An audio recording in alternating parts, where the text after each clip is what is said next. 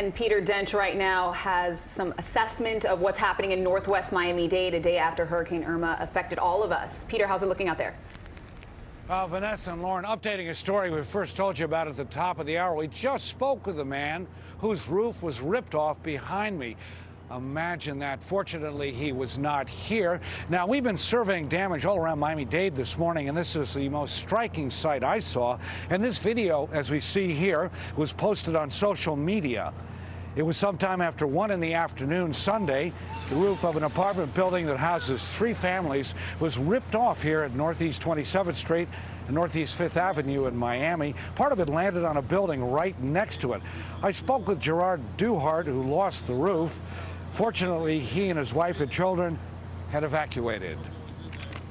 What happened here, Gerard?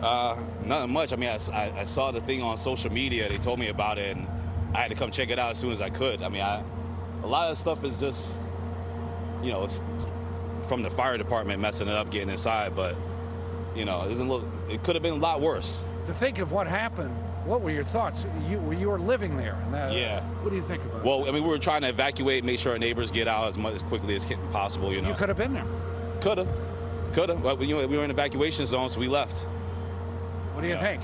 Glad you did. Good thing we left, yeah. Good thing we left. What that did. Yeah, it's a lot. It's a lot of damage, but, you know, we're all alive. Everybody's still safe, so that's all that really matters, you know. Thank God you and your family are okay. Yeah.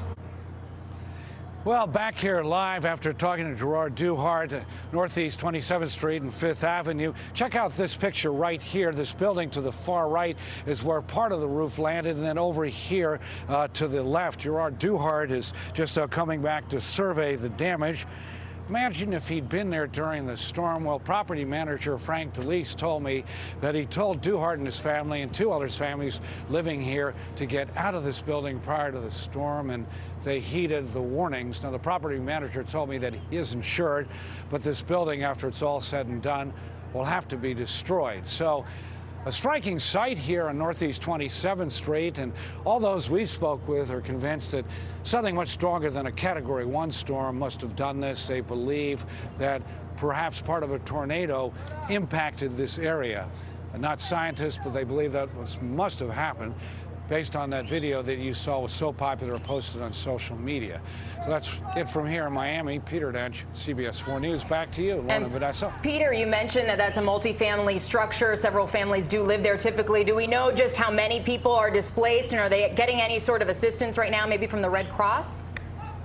Well, we understand as many as 10 people have been displaced. As far as we know, Gerard Duhart has some family and friends nearby. I don't know about the other 2 families, but not only were they not there, but those in the buildings right next to them also were not there as well. So this was a very empty street just prior to Irma coming in. And I'm sure they are so grateful for that they were able to evacuate, because you saw that damage. Very impressive video that's been all over social media.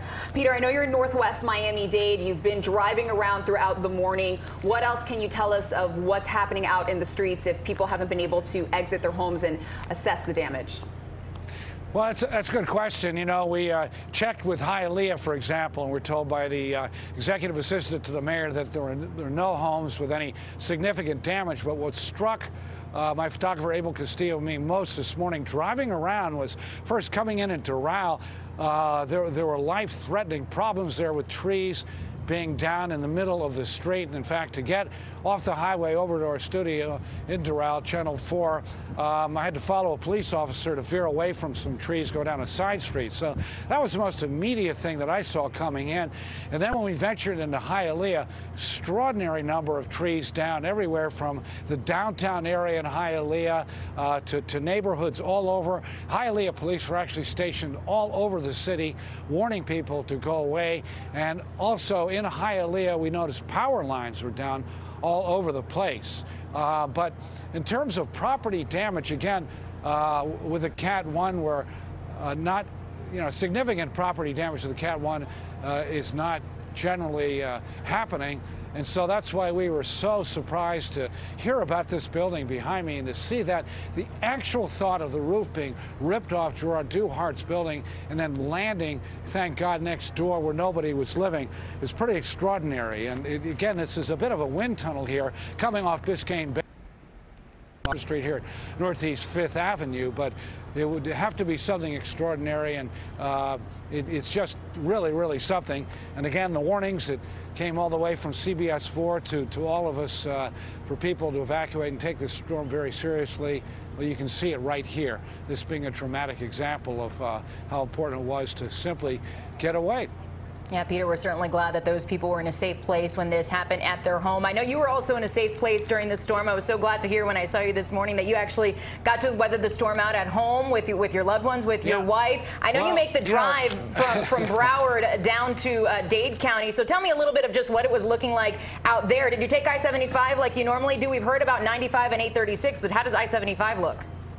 You're killing me, because that hit kind of a sore spot, because I love to cover storms going all the way back to Hurricane Andrew, and I can't tell you how many. But you know what happened yesterday was, I think because the eye jogged a bit east instead of having a direct impact on Key West up to Cudjoe Key, we saw more of the impact in Miami-Dade and Broward. So I was going to come in yesterday and cover the storm and do all sorts of stories, but I couldn't drive. I mean, it was incredible.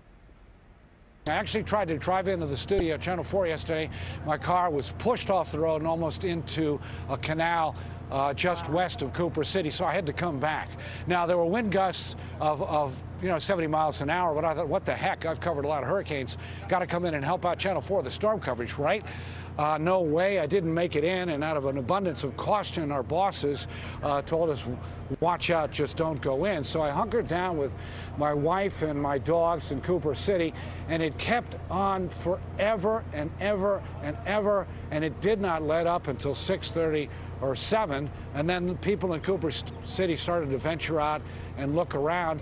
And then I was told come in early this morning and go to work. But yeah, so I missed the storm. But we're glad you're okay. Yeah, it's true to form, yeah, me too. Peter. True to form to who you are. You're one of our toughest workers here.